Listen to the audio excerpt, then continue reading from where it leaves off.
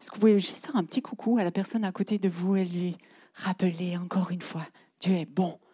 Et Dieu va être bon pour toi cette semaine. Amen. Waouh. En fait, la semaine passée, j'ai été à un enterrement d'une de mes tantes. Et j'avais plusieurs tantes. Et en fait, cette tante-là, pour diverses raisons, je ne la connaissais pas vraiment. Pourtant, elle faisait partie de ma famille. Et c'est malheureusement à son enterrement que j'ai appris qu'elle aimait un peu les mêmes choses que moi. J'ai appris qu'elle aimait les fleurs blanches et roses. J'ai appris qu'elle aimait les sugus, les carambars. Et je me suis dit, waouh, j'aurais dû prendre plus de temps pour connaître cette tante qui, en fait, aimait plein de choses que moi aussi j'aimais et que j'aime encore. Et quand j'étais à cet enterrement et que j'entendais cela, que j'ai réalisé cela, le Saint-Esprit m'a parlé pour plusieurs personnes qui m'écoutent ce matin ou qui vont m'écouter plus tard. Parce que je crois qu'il y a plusieurs personnes qui font partie de la famille de Dieu. Vous avez donné votre cœur à Jésus, vous savez que vous êtes enfant de Dieu et pourtant, vous n'osez peut-être pas développer son royaume ou très, très légèrement. Vous osez pratiquer un ou deux dons, mais vous n'osez pas vous lancer pleinement. Pourquoi ? Parce que je pense que aussi, et moi j'ai aussi passé par là, et des fois je dois encore me détourner de ce chemin-là, parce que dans nos têtes, souvent, viennent des choses du genre, des phrases du genre, j'aimerais bien développer son royaume, donc le royaume de Dieu, mais en fait, je suis imparfaite. Zut.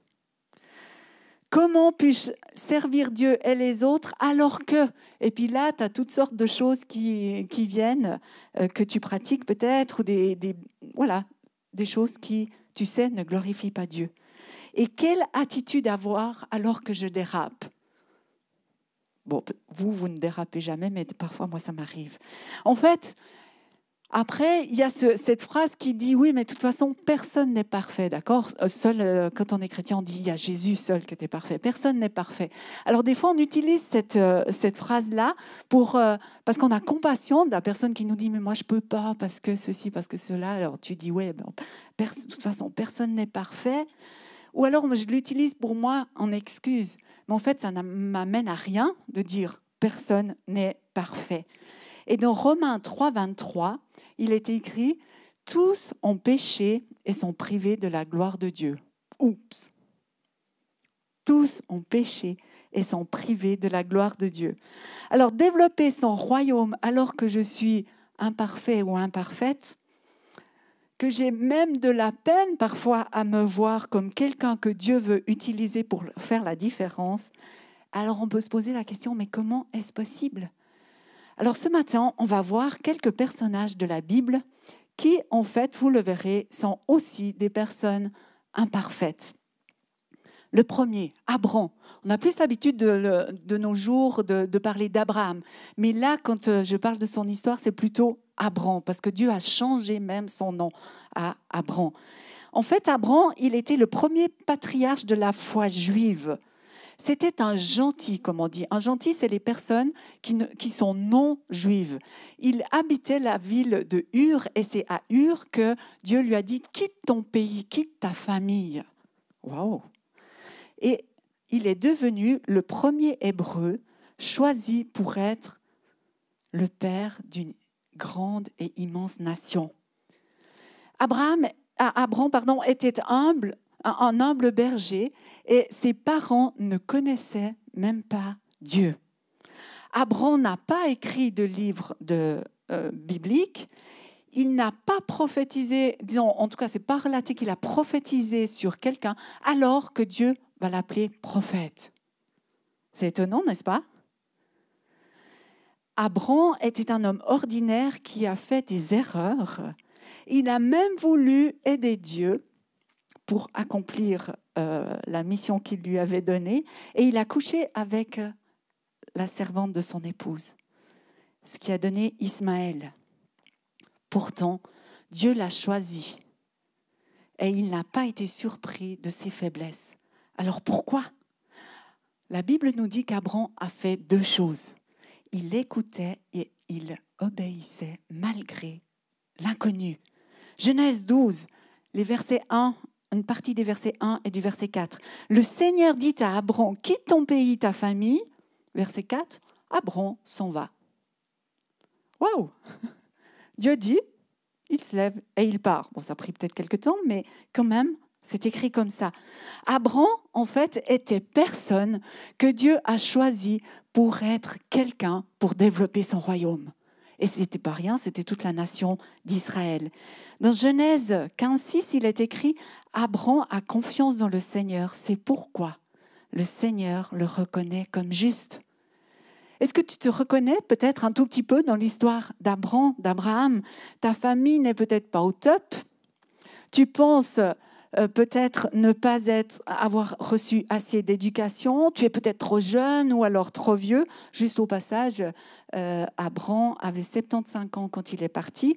Il avait 86 ans quand il est devenu papa pour la première fois avec Ismaël. Et il a été circoncis à 99 ans. Donc... on a encore de l'avenir, les amis. Je crois que chacun qui est ici ce matin peut se dire « ouais, il y a encore de l'espace ».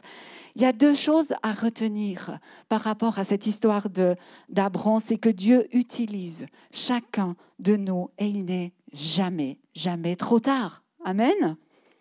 Alors si tu vis sur cette terre, tu as une mission à accomplir pour Dieu. Tu dois développer, tu es appelé à développer son royaume. Maintenant, on va prendre une autre histoire. On laisse Abram, on arrive à Rahab. Vous trouverez cette histoire si vous voulez la relire dans Josué 2. En fait, il y avait la nation d'Israël qui voulait conquérir la ville de Jéricho. Et ils envoient 2 espions pour aller voir qu'est-ce qui se passe à Jéricho. Et en fait, ces 2 espions sont hébergés par une femme qui s'appelle Rahab. Et même cette femme va défier le roi de Jéricho pour soutenir en fait les 2 espions israélites. Le hic avec cette femme, c'est que c'est une prostituée. Alors là, ça pose un problème. Et comment se fait-il qu'une prostituée soit nommée dans la Bible? On peut je ne sais pas si vous vous posez cette question, mais on peut se la poser. Pourquoi elle est écrite dans la Bible? En fait, si on lit Josué 2:11, c'est Rahab qui répond aux espions pourquoi elle le fait. Elle le fait simplement parce qu'elle savait que Dieu était puissant. Parce qu'il est écrit, car c'est l'Éternel votre Dieu qui est Dieu en haut, dans le ciel et en bas sur la terre. Elle ne connaissait pas encore Dieu, ce n'était pas son Dieu à elle. Elle venait d'une autre, elle avait d'autres dieux, mais elle avait entendu parler du Dieu d'Israël. Et en fait, elle savait qu'il était puissant. Franchement, j'imagine bien que, et vous pouvez imaginer avec moi que dans toute la ville de Jéricho, il devait y avoir d'autres personnes qu'une prostituée pour accueillir les espions, non? Il y avait des notables, du reste, il y avait un roi qui était là. Ils n'ont pas accueilli les espions. Dieu a choisi Rahab. Pourquoi c'est une femme qui faisait en plus ce scandale avec son passé, qui a été choisie pour protéger tout un peuple? On peut se poser la question, pourquoi? Comment est-ce possible? En fait, avec l'histoire de Rahab, on réalise que Dieu est très, très intéressé à notre futur. Notre passé, les erreurs qu'on a faites, il veut qu'on en soit libéré. Mais ce n'est pas tellement ça qui l'intéresse. Ce qui l'intéresse, c'est notre futur. Et là, c'était le futur de Rahab et le futur de la nation juive qui était mise, qu'il fallait en fait permettre à une ville de plus d'être conquérie. Et en fait, l'histoire de Rahab ne se termine pas là, juste à l'hébergement des 2 espions. En fait, Noël prochain, 2022, quand vous êtes chez vous, vous décorez pour Noël, que vous mettez la crèche, en fait, vous pourrez rajouter une petite figurine avec Rahab. Oh, Rahab, une prostituée? Non, je ne vais pas la mettre dans la crèche, il va falloir que je l'explique aux enfants, tout ce qui se passait et tout. Non. Vous pourriez la mettre. Pourquoi? Parce que dans la généalogie de Jésus, Matthieu 1,5, qu'est-ce qu'on voit? Qui est la mère de Bose? C'est Rahab. Elle est là.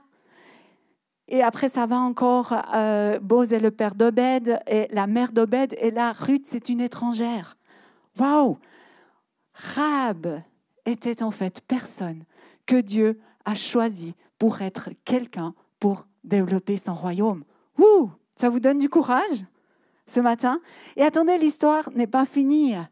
Parce que même Paul, dans Hébreux 11, 31, va écrire à propos de Rahab, il va la citer dans les héros de la foi. Rahab, et il met encore la prostituée, a cru en Dieu. Alors, on ne l'a pas tuée avec les ennemis de Dieu parce qu'elle avait bien accueilli les espions israélites. Moi, je trouve que toutes ces histoires, ça nous donne courage pour aller de l'avant. Maintenant, on va prendre l'histoire du roi David, le fameux roi David, qui a écrit tellement de psaumes, qui a été un roi juste exemplaire. En fait, David a aussi eu des faiblesses et il a aussi commis des erreurs. Et en fait, ses plus grandes erreurs ont été, si vous regardez, parce qu'il était au mauvais endroit au mauvais moment. Oups, mauvais endroit, mauvais moment. Pourtant, il a été choisi de Dieu. Et ça, on le voit au tout début de son histoire.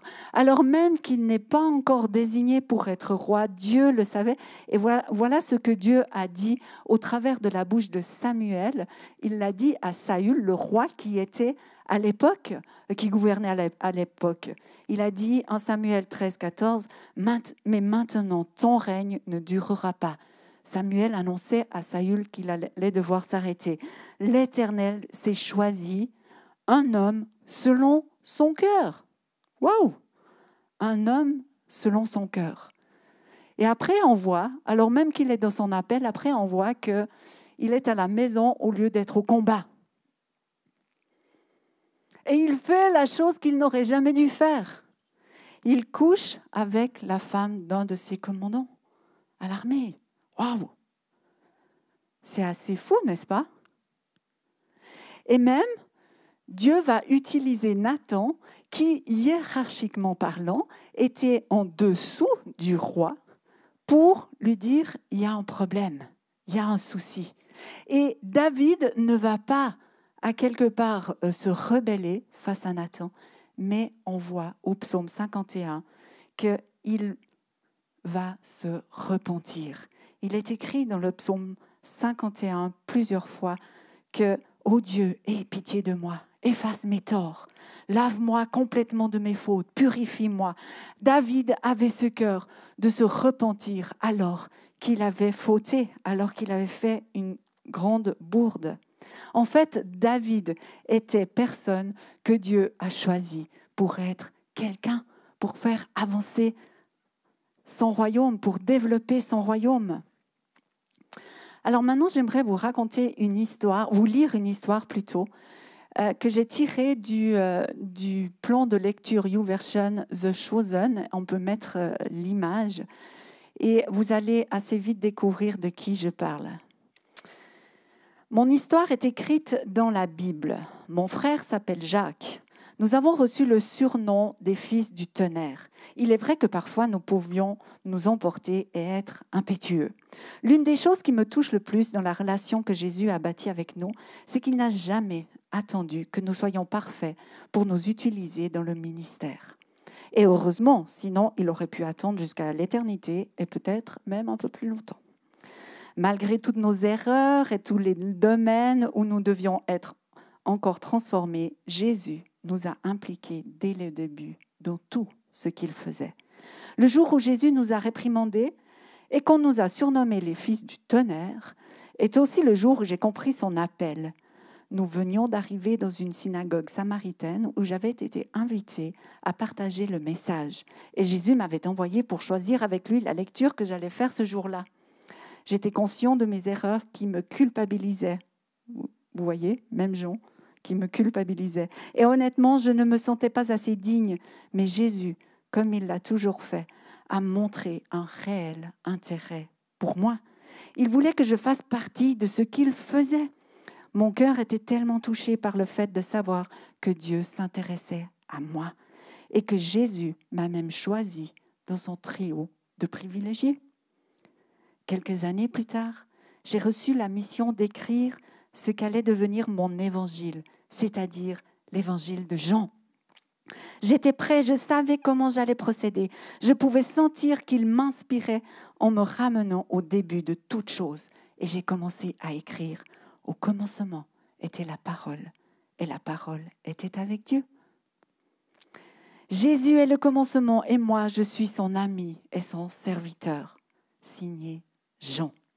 En fait, Jean était aussi une personne que, grâce à Jésus, il est devenu quelqu'un qui a eu un impact incroyable. Et en fait, Jean, il a passé aussi de fils de tonnerre à celui que Jésus aimait. C'est comme ça qu'il se nommait, celui que Jésus aimait. J'aime trop cette appellation. Et je trouve que parfois, ça nous ferait du bien de l'apprendre. Et quand on prie, d'être là et dire « Jésus, je suis celle que tu aimes ». Ça nous fait du bien à nous-mêmes. Jésus, il le sait, il a donné sa vie parce qu'il nous aimait. Mais de nous souvenir de qui nous sommes en Jésus. Malgré nos faiblesses, malgré nos échecs, malgré les fois où nous dérapons, comme ça arrive. Et en fait, tu pourrais prendre encore bien d'autres personnes dans la parole de Dieu qui ont tous été en fait des personnes qui avaient certaines faiblesses. Il y a Pierre, il y a Paul. Et en fait, il y a aussi toi ce matin et il y a moi. Et quand j'ai vu avec tellement de personnes maintenant, avec plusieurs entretiens et tout, je réalise et je vois quand Dieu choisit quelqu'un, chaque fois, cette personne passe d'une personne qu'on ne connaît pas trop à vraiment quelqu'un. À vraiment quelqu'un. Quand tu acceptes d'être transformé par la puissance de Dieu, tu passes de personne. Jean, il était, je ne sais plus lui le métier qu'il avait, s'il était pêcheur, je crois, mais je ne suis pas très sûre. Par exemple, Pierre, il était pêcheur, il ramait sur son bateau, il n'arrivait même pas à pêcher alors qu'il y avait une quantité de poissons. Et Dieu a fait de lui la personne sur qui l'Église est bâtie. Vous voyez, de personne à quelqu'un. C'est aussi pour toi et pour moi. Abraham, Rahab, David, Jean, ensemble, ils ont développé son royaume et faisaient ce que Dieu leur demandait. Et je crois que c'est là vraiment quelque chose que nous devons chercher. Qu'est-ce que Dieu me demande à moi, Edith? Et tu peux mettre ton prénom. Qu'est-ce que Dieu me demande à moi, Colin? Qu'est-ce qu'il a pour moi? Quel est son projet? Et même que ton cœur peut te dire « je suis imparfaite », même que la culpabilité arrive et essaye de t'arrêter dans ton témoignage, j'aimerais te dire « ne t'arrête pas, continue ». Tu ne te sens pas à la hauteur, ne t'arrête pas. Continue de vouloir développer le royaume de Dieu. Et qui que tu sois ce matin, ou la personne qui va m'écouter, qui que tu sois dans ta spiritualité, où tu en sois, Dieu veut œuvrer avec toi. Comme il a œuvré avec Abraham. Alors écoute et obéis ce que Dieu te dit et utilise, parce que Dieu utilise chacun de nous. Et il n'est jamais trop tard. Comme David, sache te repentir au besoin. Peut-être tu vas devoir te repentir. Nous ne serons jamais parfaits. Ça, c'est peut-être la mauvaise nouvelle que j'ai à vous dire ce matin. Nous ne serons jamais parfaits, mais la bonne nouvelle, c'est que Jésus a payé le prix fort et lui nous voit juste, nous voit parfait. On l'a chanté aussi ce matin. Comme Rahab, reconnais la puissance de Dieu dans ta vie. Parle tout autour de toi et accueille dans ta maison. Comme Jean, même si tu es impétueuse ou impétueuse et qu'on doit t'appeler fils ou fille du tonnerre, Jésus veut t'impliquer dans son royaume et ta transformation va être légendaire. On a lu au début du message, on a lu Romains 3, 23 qui dit « Tous ont péché et sont privés de la gloire de Dieu ». Mais j'ai une bonne nouvelle ce matin. C'est qu'après Romains 3, 23, il y a Romains 3, 24. Et il est écrit à Romains 3, 24 « Mais dans sa bonté, Dieu les rend justes, écoutez bien, gratuitement. » Dieu nous rend justes gratuitement par Jésus-Christ qui les libère du péché. Waouh! Ça vous réjouit ce matin? Je sais qu'il y a beaucoup de personnes qui sont déjà en route, mais il y a encore tellement beaucoup plus que ce que vous êtes en train d'accomplir. Mais il y a des personnes qui se sont mises presque volontairement sur le côté ou inconsciemment sur le côté. Et j'aimerais vraiment vous encourager ce matin. Prenez ce mandat d'écouter Dieu et de lui obéir, malgré les erreurs, malgré les difficultés que vous avez traversées, parce que Dieu a de bons projets pour vous. C'est lui qui vous a choisi. Et là, on va lire 1 Corinthiens 26, 29, qui résume en fait un peu tout ce que je vous ai dit ce matin. Frères et sœurs, regardez qui vous êtes, vous qui avez reçu l'appel de Dieu. Parmi vous, il n'y a pas beaucoup de sages du point de vue humain, pas beaucoup de gens puissants, pas beaucoup de gens importants. Mais pour couvrir de honte les sages, Dieu a choisi ce qui semble fou dans le monde. Pour couvrir de honte ce qui est fort, Dieu a choisi ce qui est faible dans le monde. Pour détruire ce qui est important, Dieu a choisi ce qui est petit dans le monde. Et il a choisi ce qu'on méprise, ce qui n'est rien du tout. Dieu a choisi cela pour que personne ne puisse se vanter devant lui. Waouh! Du coup, les amis, je suis sûre que face à l'ennemi de votre âme qui essaye de vous dire que vous n'êtes pas à la hauteur, vous êtes faible, vous êtes petit, vous n'êtes rien du tout, vous pouvez résister et dire non, Dieu m'a choisi. Dieu m'a choisi, donc je vais faire la différence. Dieu m'a appelé, donc je vais faire ce qu'il me demande de faire. Et il va demander pas la même chose à tout le monde. Ce n'est pas que vous devez, comme Abraham, quitter votre famille, votre nation. Ce n'est pas forcément ça. Mais Dieu a choisi, t'a choisi pour développer son royaume là où tu es. Et il croit en toi, vraiment de toutes ses forces. Et tout le ciel est avec Dieu pour dire, tu es capable, tu vas y arriver. Alors ce matin, j'aimerais prier pour les personnes en fait qui ont besoin de ressentir cet esprit d'adoption de Dieu, ce Père qui t'aime et qui veut vraiment t'aider à développer son royaume ici-bas. J'aimerais vraiment aller dans ce sens-là tout à l'heure dans la prière. J'aimerais aussi prier pour la joie dans le service. Pour que nous puissions être joyeux alors qu'on sert Dieu. Parce que c'est alors qu'on est joyeux que les autres vont être aussi impactés. Et j'aimerais aussi prier. Le Saint-Esprit m'a mis hier soir ça à cœur alors que je priais pour ce moment contre l'esprit de trouble et d'insécurité qui parfois nous saisit. J'aimerais prier en esprit de satisfaction. Satisfaction en Dieu, satisfaction en qui est Jésus. Ce côté où tu es tellement bien dans sa présence, tu sais que tu fais partie de sa famille. Et quand on te demande, est-ce que tu es avec d'autres pour développer le royaume de Dieu, tu peux dire oui, oui je le fais. Oui, je le fais de tout mon cœur. Alors peut-être on va tous se lever ce matin et on va prier ensemble. Saint-Esprit, merci parce que tu es là au milieu de nous. Merci parce que ce matin, tu agis profondément dans les cœurs. Tu nous donnes ce sentiment vraiment d'appartenance. Cher Saint-Esprit, j'aimerais vraiment te prier pour toutes les personnes qui se sentent mises à l'écart, toutes les personnes pour qui c'est plus difficile, toutes les personnes qui disent c'est bien pour tel.